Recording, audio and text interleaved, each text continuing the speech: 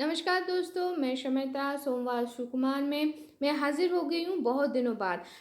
सही मायने में बोलूँ, इससे पहले हर सोमवार को मैं कुछ ना कुछ कविता इनकी सुकुमार राय के लिखे हुए कुछ कविताएं मैं बोल रही थी। और मैंने आप लोगों के सामने तो मैंने बोल ही दिया था कि उनकी तरह एक इतने बड़े इंसान की कविताओं को ट्रांसलेट करने की जुर्रत मैं नहीं कर सकती। तो इसीलिए आप लोग देखे हो कि जो सेगमेंट था उस सेगमेंट में मतलब इस सेगमेंट में मैंने कुछ आप लोगों को हिंदी में ट्रांसलेट करके नहीं सुनाई। लेकिन आज जो वाला पार्ट मैं लेके आई हूँ वो एक छोटी सी कहानी है। और इस कहानी के नाम क्या है पता है? गॉल्पो। गॉल्पो मतलब कहानी। तो चलिए आज शुरू करते हैं कहानी, जिसके लेखक हैं सुकुमार राय। बड़े मामा, एक कहानी बोलो ना। कहानी। एक था क, एक था ह, एक था आ, एक था न। अरे नहीं नहीं नहीं, वो कहानी नहीं, वो गंदा वाला कहानी है। एक शेर की कहानी सुनाओ ना। अच्छा, तो जहाँ पर एक बहुत बड़ी सी नदी थी ना, उसके किनारे एक बहुत बड़ा सा घना सा जंगल था। तो वहीं एक बहुत विशाल सा शेर था। और एक सियाल। अरे नहीं नहीं नहीं, सियार का नहीं, मैं सियार का कहानी बोलने के लिए बोली हूँ क्या? तुम मुझे शेर की कहानी सुनाओ। अच्छा। तो शेर था। शियार वियार कुछ नहीं था, ठीक है। एक दिन वो जो शियार शियार नहीं नहीं, शियार वियार कुछ नहीं था। एक दिन वो जो शेर है ना, उसने क्या किया, एक सुंदर सा छोटा सा हिरन का बच्चा जो था, उसके गर्दन के ऊपर हलूम करके झपट पड़ा और मुंह से एकदम काट के पकड़ लिया। ऐसे कहानी मुझे सुनने में अच्छा नहीं लगता। एक अच्छा वाला कहानी बोलो ना। अच्छा। अच्छा वाला कहानी, अच्छी कहानी, चलो अच्छा। सुन तब। एक था मोटा बाबू और एक था पतला बाबू। मोटा बाबू मोटा, इसलिए उसका नाम था विशंभर। और रोगा बाबू यानी कि पतला बाबू पतला था, इसलिए उसका नाम था कानाई। विशकम्बल मतलब क्या मोटा होता है, और कानाई का मतलब क्या पतला होता है। हाँ, मोटा है ना, इसलिए उसका नाम भी मस्त मोटा सा था, मतलब विशंभर। और पतला इंसान है, इसलिए उसका नाम भी पतला सा है, कनाई। कानाई। तो पतला कानाई एक दिन कहा, मोटा विशंभर, तुम्हारा इतना गंदा सा एकदम कलश के तरह ऐसे शकल सूरत क्यों है हैं? तुम्हारा ऐसे शरीर क्यों बना है?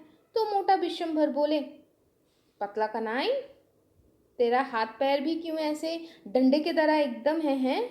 जैसे लगता है कि धूप में सूख गया है, धूप में सूखा हुआ रस्सी है। तब वो दोनों बहुत ज़्यादा खुद ब खुद गुस्सा हो गए। और पतले ने बोला, मोटे लोगों की जो बुद्धि है ना वो भी मोटी ही होती है।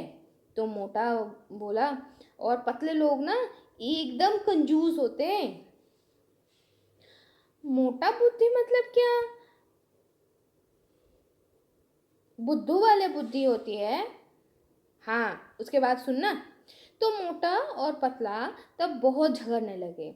और फिर ये इसको कहने लगे, पतले इंसान अच्छे नहीं होते। तो वो बोले, मोटे लोग बहुत ही बदमाश होते हैं। तो तब बोले, अच्छा ठीक है, सुनो, हम पंडित के पास जाते हैं, किताबों में क्या लिखा है हम उनसे पूछ के देखते हैं।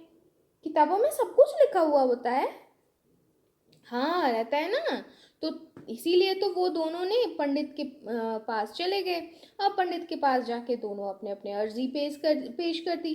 पंडित जी तो सुन के क्या किया पता है, नाकों के ऊपर अच्छे से चश्मा ऐंठ कर, फिर कान के ऊपर कलम को डालकर, मुंडी हिलाकर, अपने जो चोटी है ना उसको अच्छे से झाड़ कर कहने लगे, रुको रुको, थोड़ा सा रुक जाओ, हाँ थोड़ा सा बैठ जाओ।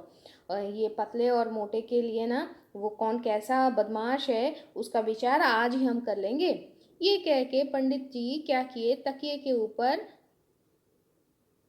नाक बजाते हुए सो गए, खर्राटे लेते हुए।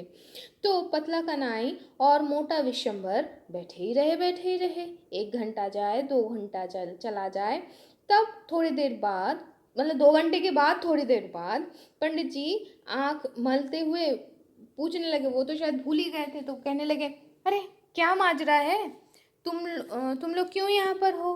तो हमारे मोटा बाबू और पतला बाबू दोनों कहे, जी वो पतले और मोटे की बात थी ना। तो पंडित जी बोले, अच्छा अच्छा अच्छा, ठीक ठीक ठीक।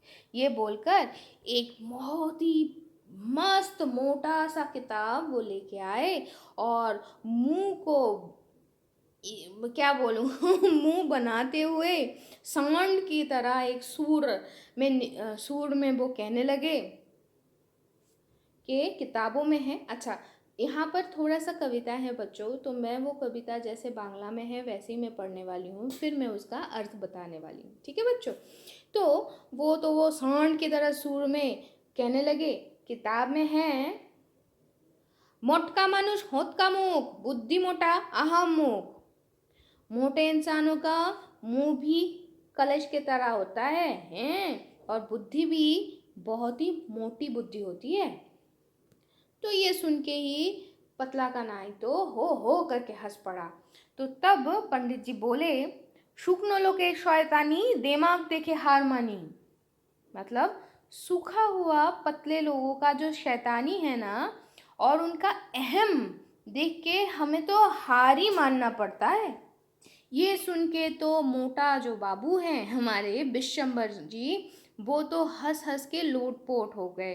तो तब पंडित जी बोले, किताब में ये लिखा है, मस्त मोटा মানুষ যত আস্ত কোলা ব্যাঙের মতো নিষ্কর্মা সব হদ্দ কুঁড়ে কুমড়ো গড়ায় রাস্তা জুড়ে, আর চিমসে রোগা যত ব্যাটা বিষম ফাজিল বেদম জ্যাঠা শুঁটকো লোকের কারসাজি হিংসুটে আর হাড় पाजी। अर्थात बहुत ही मोटा जो इंसान सारे हैं ना, वो लोग मेंढक के तरह होते हैं। वो पूरे दिन कुछ काम काज तो करते नहीं हैं, बहुत ही आलसी होते हैं। उनको देख के लगता है कि कद्दू रास्ते में लुढ़क रहा है। और जितने सारे वो सुकड़ी से पतले से जो लोग हैं ना, जितने सारे लोग हैं, वो लोग बहुत ही ज़्यादा क्या बोलें, बहुत ही ज़्यादा अहम अहम वाले लोग होते हैं। और इधर उधर कहाँ पर क्या बात बोलना होता है तो पता है नहीं, मजाक में ही अपना सिर्फ अहम ही दिखाते रहते हैं।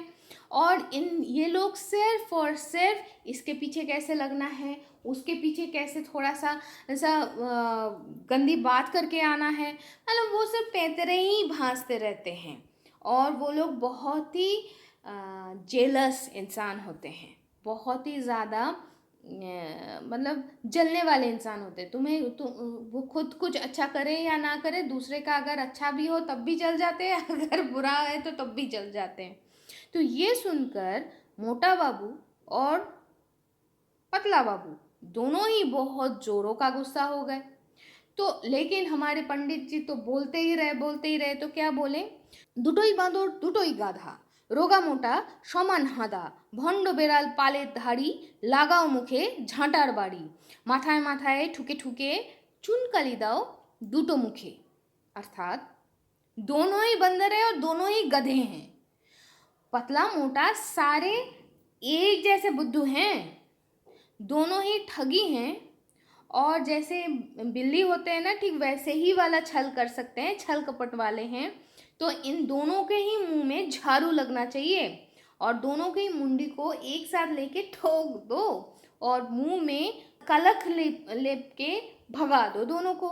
ये बोलकर पंडित जी एक टिप, वो जो नशी होता है ना, मतलब वो एक कुछ होता है, तो वो लेकर फिर से तकिया में मुंडी डालकर सो गए और खर्राटे लेने लगे।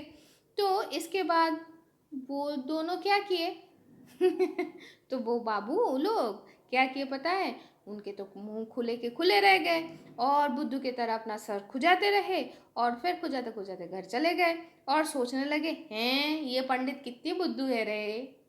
तो बच्चों, आज की कहानी तो यहाँ पर ही समाप्त होती है, लेकिन आज की कहानी से ये कहानी हम लोगों को ये कहानी सिखा दी कि अपनी जो परिस्थिति है और दूसरों की जो परिस्थिति है, कभी उसको बिना जाने, सम्यक रूप से अच्छे से ना जानकर कभी भी किसी को आंकलन करना उचित नहीं है। और अगर आप मोटे हो या पतले हो, जिस भी स्थिति में हो, अगर आप शारीरिक और मानसिक तौर पे आप खुद को स्वस्थ महसूस नहीं कर रहे हो, तो तुरंत अपने माँ बाबा से, अपने शिक्षक शिक्षिकाओं के साथ बात कीजिए, खुल के बात कीजिए, क्योंकि शरीर है, मन है, दोनों में ही बहुत सारे पुर्जे हैं, खराब हो ही सकता है और उसको हम ठीक भी कर सकते हैं। तो ऐसा नहीं है कि वो मोटा है मैं पतली हूँ तो मुझे मोटा होना पड़ेगा, या मैं मोटी हूँ वो पतली है तो मुझे पतला होना पड़ेगा। नहीं, ऐसा नहीं। अगर आप शारीरिक तौर पे जो काम कर रहे हैं, उस काम को करते हुए आपको थकान हो रही है, अगर आप खुश नहीं हैं, तब जाके आपको ये समझना पड़ेगा कि आपको हेल्प लेना ज़रूरी है। तो बच्चों, खुद के ऊपर थोड़ा सा अपने आप को केयर करो, नज़र डालो, ताकि आपको अगर कोई प्रॉब्लम हो रही है तो आप उसके बारे में अपने बड़ों को सूचित कर पाओ, ताकि वो आपके इस समस्या का हल निकाल पाए। तो बच्चों, इसी शुभकामना के साथ चलिए आज की कहानी तो मैं यहाँ पर ही ख़त्म करती हूँ। सारे लोग अच्छे से रहना और खुदकते रहना, ठीक है। और बंगाल फेरी टेल्स का वो जो कहानी है ना, वो आ चुकी है, तो सुनते रहो और साथ में पढ़ाई भी करते रहो और थोड़ा सा एक्सरसाइज भी, ठीक है। तो शुभ मस्तु।